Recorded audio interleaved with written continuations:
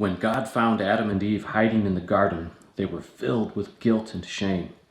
This was a new and terrible experience for them.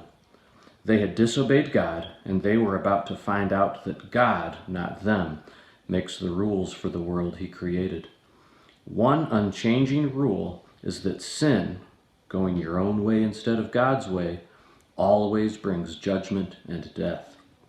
First, God cursed the serpent that had tempted Adam and Eve. God sentenced him to crawl on his belly. What powerful legs or beautiful wings he may have had, we will never know, for as a snake, he can only slither in the dust.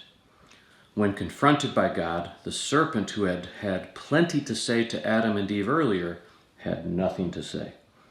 But Satan wasn't done with tempting people. He would continue to deceive Adam and Eve's children and grandchildren far into the future, until the last day when he is defeated forever.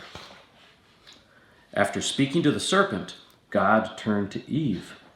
One consequence of her sin would be pain when she had a baby. Another was that the love and closeness with Adam would be broken.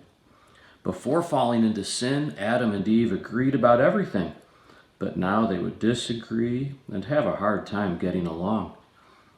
Then God spoke to Adam, correcting him for eating the forbidden fruit Eve gave to him. From that day on, God said thorns and thistles would choke Adam's fields, making his work hard. Then, as God had warned, he brought the judgment of death.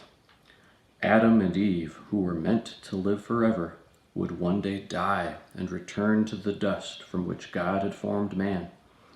God did not say how much longer they would live, but they knew that death was certain. From that moment on, knowing one day they would die would remind them to trust God for each and every day.